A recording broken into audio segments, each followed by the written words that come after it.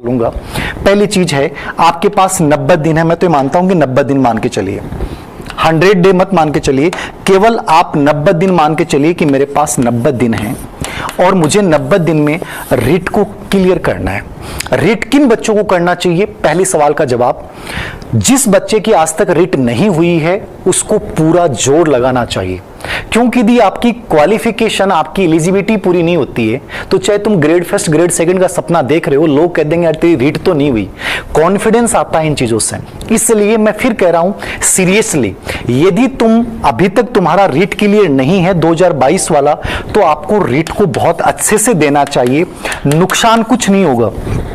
मान के चलेंगे अपन दिसंबर तक ग्रेड फर्स्ट ग्रेड सेकंड के विज्ञापन आ जाएंगे, डीपीसी की प्रक्रिया पूरी होती है, जैसे रीट का कहीं लग ही नहीं रहा था और अचानक से इन्होंने दे दी। ऐसे ही आती हैं चीजें।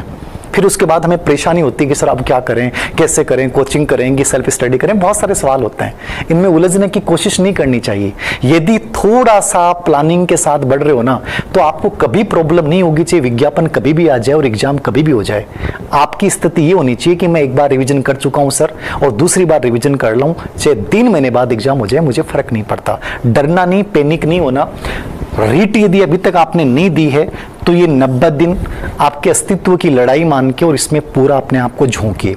नुकसान ये होगा कि मान लो इन फ्यूचर आप ग्रेड सेकंड ग्रेड फर्स्ट भी दे रहे हो, नुकसान नहीं होगा।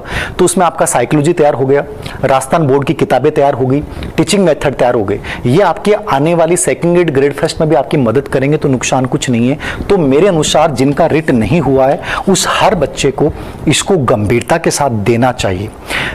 कई बच्चे जिन्होंने रीट 2022 का एग्जाम कर लिया था, उन बच्चों का सवाल है कि हम सर 2022 वाले दें कि नहीं दें। देखो, 2 चीजें हैं।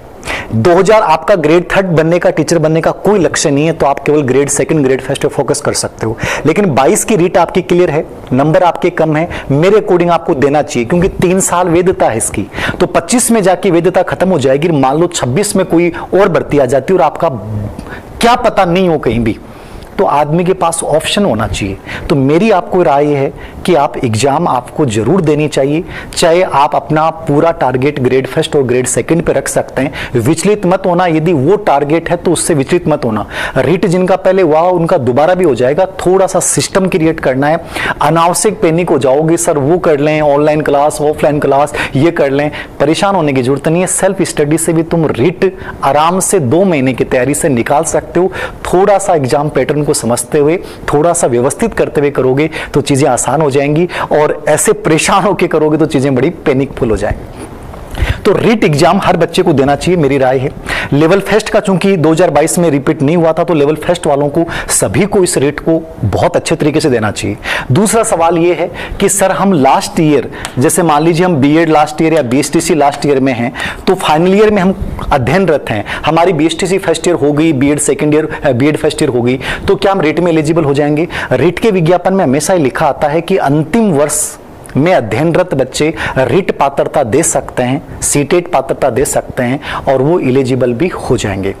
तो इस बात का तनाव नहीं लेना है। इससे पीछे वाली रीट भी यदि आपने अध्ययनरत के टाइम, फाइनल ईयर के टाइम दिए, तो वो भी सर्टिफिकेट वैलिड रहेगा। इसको लेकर तनाव मत लेना। लेकिन फिर भी मैं कहूंगा इसको सीरियसली देना। यदि पिछली बार दिया है तो दोबारा दे लेना, कोई फर्क नहीं पड़ेगा, हो सकता है स्कोर ज्यादा अच्छा हो जाए। कॉन्फिडेंस का गेम है, साइकोलॉजी का बड़ा रोल है, टीचिंग मेथड का बड़ा रोल है, आपके सब्जेक्ट की राजस्थान बोर्ड की किताबों का बड़ा रोल है। तो इन चीजों को तो वैसे भी आपको पढ़ना है। मनोविज्ञान तो first grade, second grade, third grade हर जगह आपको पढ़ना है, तो फिर क्यों तनाव ले रहे हो? चीजें बड़ी आसान, नेगेटिव मार्किंग होती नहीं है रीट में, ठीक है। 150% है आपको। नई चीज इस बार ये जोड़ रहे हैं कि 5 ऑप्शन जोड़ रहे हैं, तो 5 ऑप्शन जोड़ने से तनाव किस बात का है? आपको हर पर्सन करके आना है, पर्सन छोड़ना ही नहीं है, क्योंकि नेगेटिव मार्किंग होती नहीं है। तो 150 के 150 करके आने हैं। तो जिनमें नहीं समझ में आ रहा, मैं तो कहता हूं 5वें विकल्प पे जाना ही नहीं, आप तो 4 विकल्प में से करके आना ना, तो 5वें विकल्प की आपको टेंशन ही नहीं लेनी है। तो कोई बहुत बड़ा चेंज नहीं है। रीट वही है, वो संस्था वही है, राजस्थान माध्यमिक शिक्षा बोर्ड। अब आपको मैंने पहले भी बोला है, जो संस्था एग्जाम आयोजित कर रही है उसका पैटर्न पता होना चाहिए। आरपीएससी का पैटर्न अलग है, ग्रेड फर्स्ट ग्रेड सेकंड का, ठीक है। अधीनस्थ सेवा चयन बोर्ड का पैटर्न बहुत डिफरेंट है। ग्रेड थर्ड का एग्जाम की प्रिपरेशन बताऊंगा तो मैं आपको अलग बताऊंगा, क्योंकि अधीनस्थ सेवा चयन बोर्ड है, उसका लेवल ही अलग आता है, उनका सिस्टम ही डिफरेंट है एकदम से, जो समझ में आज तक किसी को आया नहीं। लेकिन माध्यमिक शिक्षा बोर्ड का जो सिस्टम है वो बहुत अच्छा है। माध्यमिक शिक्षा बोर्ड का क्या सिस्टम है? वो राजस्थान बोर्ड की बुक्स को बेस बना के पेपर बनाता है।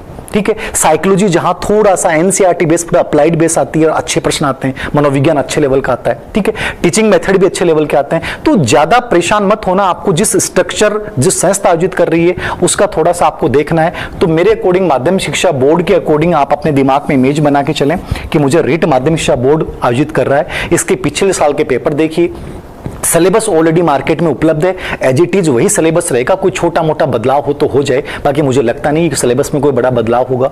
नेगेटिव मार्किंग होगी नहीं, पांचों ऑप्शन इस बार जोड़ेंगे, 4 ऑप्शन आते हैं वहां 5 ऑप्शन आ जाएगा, तो ये कोई बड़ा बदलाव नहीं है। केवल ये इन्होंने एक बात और बोली है कि न्यूनतम जो अंक हैं, जैसे फिलहाल रीट में जो न्यूनतम अंक है वो कितने हैं, 60% है जनरल कैटेगरी के लिए और बाकी के लिए कितने 55% है।